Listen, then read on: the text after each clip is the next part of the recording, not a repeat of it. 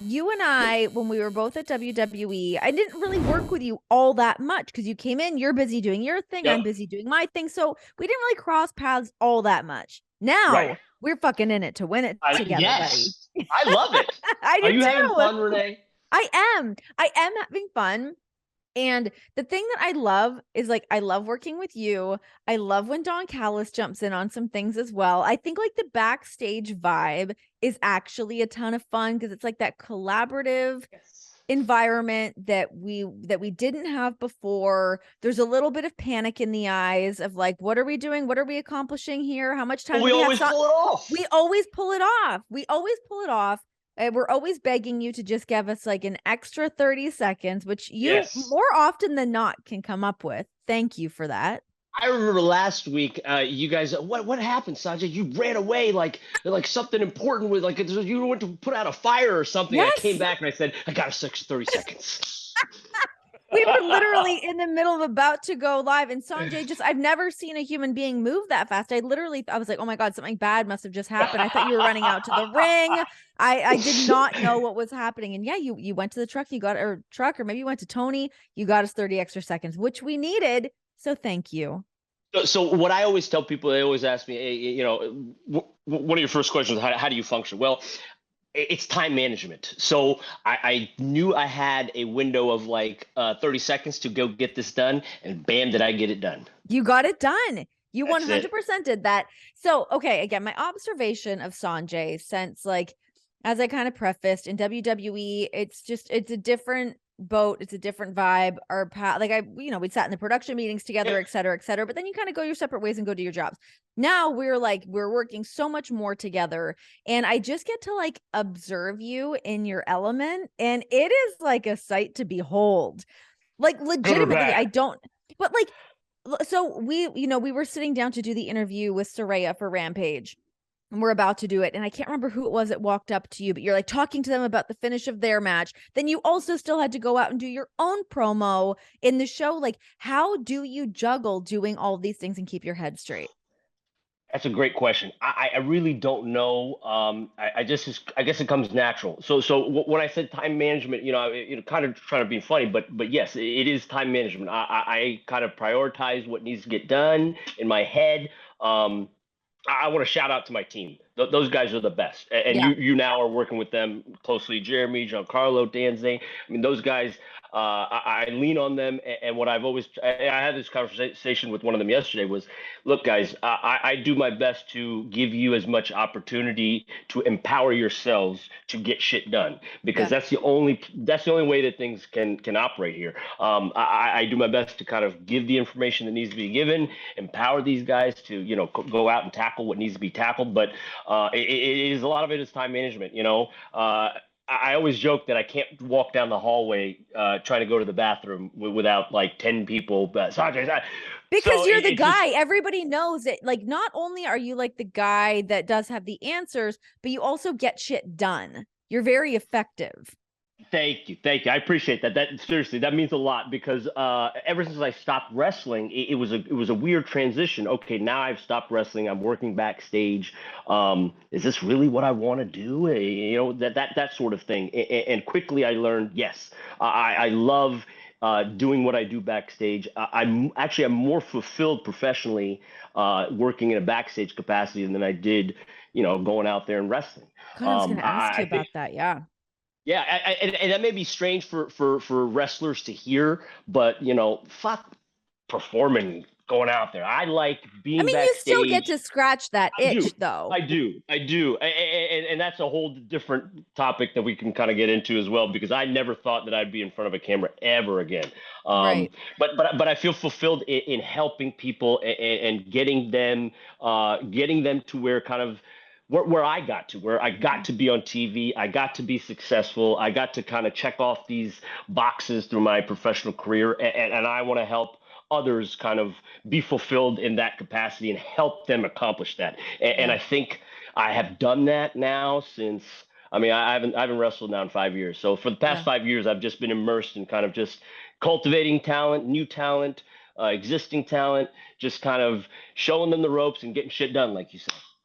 It feels like, because even like from my experience as well, like coming into AEW and like I am on a talent contract, but I also have a producer contract as well. So it's cool to be able to kind of use all of those skills that you've acquired over the years. And like, I don't know if you feel the same way, but when you go from like kind of like essentially just being on camera, like, you know, when I'm hosting shows and whatever, obviously a lot of prep work goes into those and I'm working with the producers, et cetera, et cetera. But I'm essentially there as like on air talent.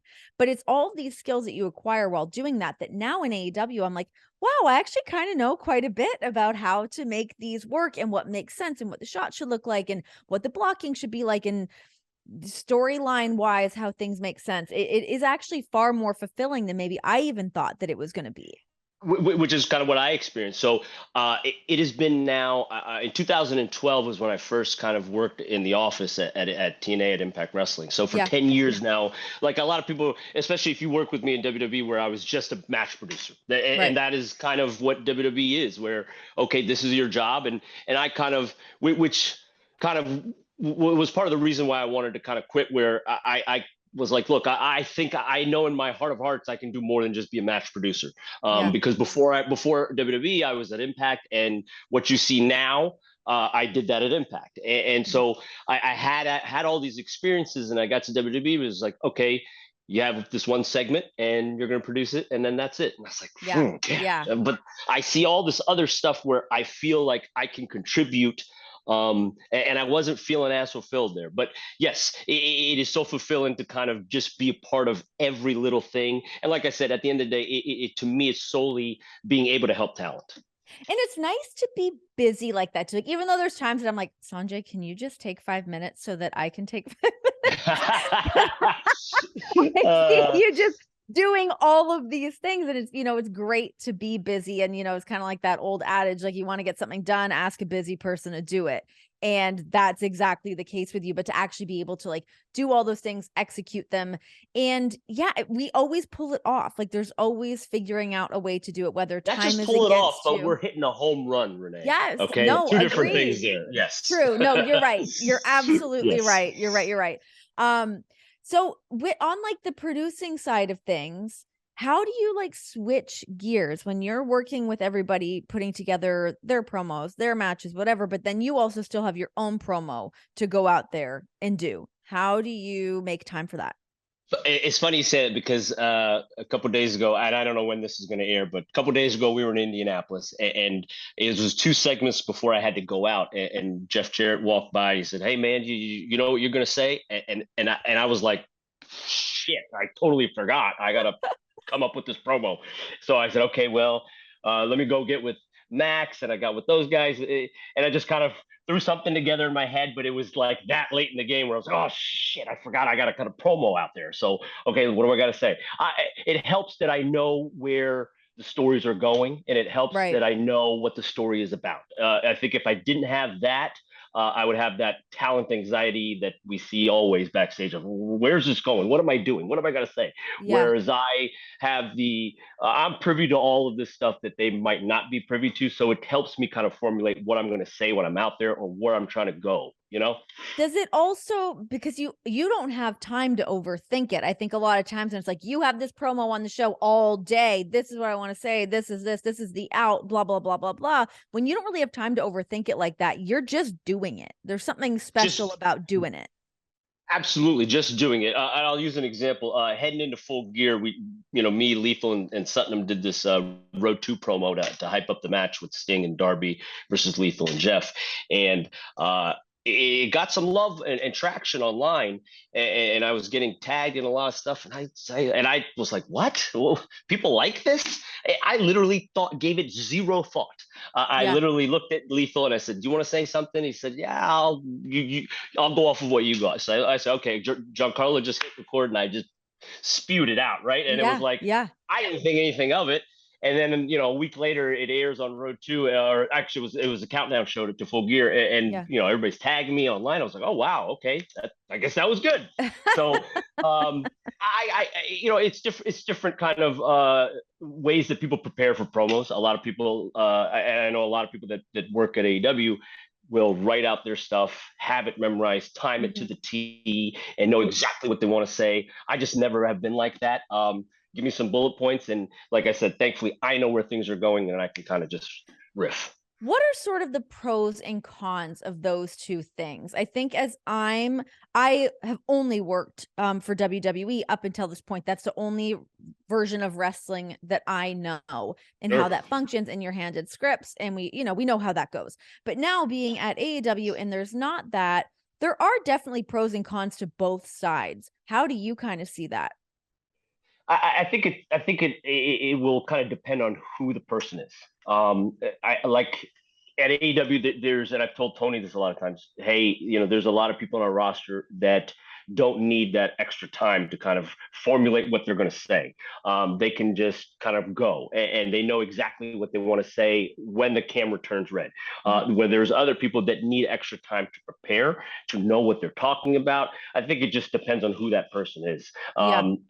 Before WWE, I was never a talent, but the entire my duration as a talent, 18, 19 years was I was never handed anything. I Yeah. was this is what you need to get across. Great. So that is kind of how I trained myself as a professional wrestler, cutting promos, whereas people that go through the WWE system don't really get that luxury. So then Right. I remember your first day, and I went up to you and I said, "Hey, how's it feel to have no script?" And Yes. it's like, fuck, feels great. Yeah. What's really I, funny is because right before I was going out to do the promo with the Acclaimed on Rampage, and you came up and we were doing that promo with Keith Lee. yep. And you came up and you gave me all the information that we needed, and then you walked off. I can't remember who was standing next to me. It might have been Billy Gunn, maybe. And he was just like, that's just how you do it, right? Like, you give me all the information that I need. Cool, you got that. You went off to do your thing. I went to do a thing with the Acclaimed, and then went to do the promo with Yes. Keith Lee. As Well, well, well, it's Renee, like, to me, it's like if we are all here working here, you have a certain talent that has brought you here. yeah, So if I don't have that trust in you as a talent to be able to do your job, as long as I am empowering you with the information that you need to know, yeah, I should 100% believe that you can pull off whatever it is I'm telling you. You just yeah, need that information. So once yeah. that information is conveyed, and that's why I tell my team, here's the information that we need. Now you guys all know what to do. Mhm. Y'all are so talented when it comes to talent production. Everybody is here for a reason. So let those people go out and showcase their talents and why they are here, Yeah. rather than micromanaging every single word and movement. Thank God. Thank God for that.